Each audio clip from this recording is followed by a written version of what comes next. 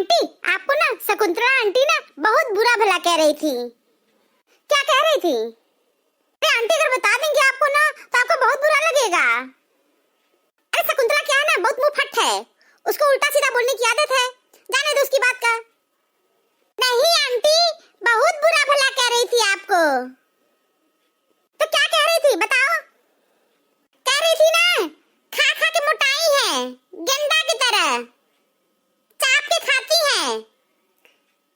कह रही थी खाने के लिए जी रही है, जीने के लिए खा रही है।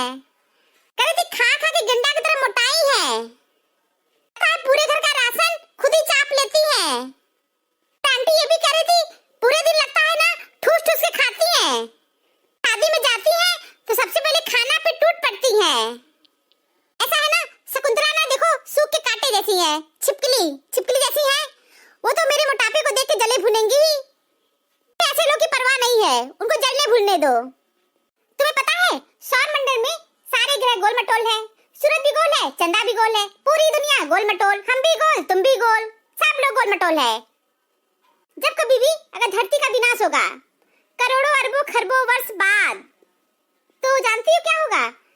धरती तो फट जाएगी और बाकी सब लोग छितरा जाएंगे, इधर उधर बिखर जाएंगे। फिर क्या होगा ना, उसमें जो मोटे लोग होंगे, गोल मटोल लोग, हमारे जैसे लोग बच जाएंगे और हम लोग नहीं छितराएंगे। हम लोग इसलिए नहीं छितराएंगे क्योंकि हम लोग गोल मटोल रहेंगे और हम लोग सूरज का चक्कर काटेंगे और हम लोग भी ग्रह बन जाएंगे।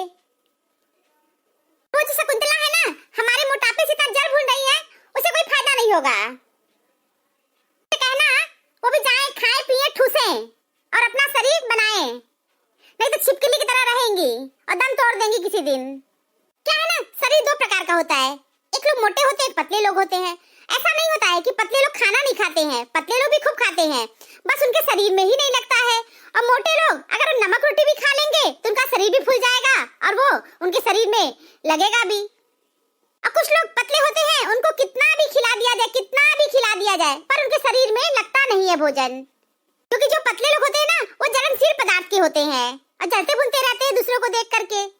मोटे लोग जो होते हैं ना, गोल मटोल लोग, वो प्रसन्नचित्त लोग होते हैं, हमेशा खुश रहते हैं, जो मिल जाता है वो खा पी लेते हैं, इसीलिए वो एकदम गोल मटोल से बने रहते हैं। और छुटके लोग मोटे लोग को देख के जलते भुनते रहते हैं। शकुंतला से कहना कि वो जो सूख के काटा हुई है ना, तो खाए पिए, खूब कस के खाए पिए, ठीक हो जाएंगी। देख के दूसरों को ज्यादा जले भुने नहीं। किसी के पास कोई काम नहीं है तो दूसरे के मोटापे को देख के ही लोग जल भून रहे हैं। इस समस्या का समाधान तो मेरे पास नहीं है कि हम अपना मोटापा उनको दे दे। हम बस पातर लोगों से यही कह सकते हैं, भैया तुम जाओ खूब खाओ कस के, अपना सेहत बनाओ, फलो फूलो, हमारे मोटापे को देख करके जलो भूनो नहीं। अभी ना हम शकुंतला को फोन मिलाते हैं, अब उनको ठीक करेंगे हम। क्या अनबन हमारे बारे में कही है? आंटी पूछ लीजिए, बता दीजिएगा, हम सब अपने कान से सुने हैं। शकुंतला, तुम मेरे बारे में अंड-बंड क्या बकी हो? तुम्हारे पास और कोई काम नहीं है क्या? हमारे पास कोई काम नहीं है तो बताओ हमको, तुम तो मेरे मोटापे को ही लेके बैठ गई, इसी के बारे में टीका टिप्पणी करने लगी। तुम्हारी प्रॉब्लम क्या है? नहीं नहीं, हम कुछ भी नहीं कहे हैं। अच्छा, तो झूठ बोलना भी सीख गई हो? हाँ, मैं सच कह रही हूँ, मैं कुछ नहीं कही हूँ, मैं आपके बारे में कुछ भी बात नहीं की हूँ। अच्छा, झूठ बोलना तो कोई तुमसे सीखे। क्या है, हमारे मोटापे को देख करके ज्यादा जलो भुनो नहीं। तुम भी मोटी हो जाओ, टॉनिक वॉनिक पियो, जाओ बाजार में मिलता है हमदर्द का टॉनिक सिंकारा, अब पी करके मोटी ताजी हो जाओ। अब मेरे बारे में ना उल्टी सीधी बातें मत करना, अगर हिम्मत है तो सामने आके बात करो हमसे।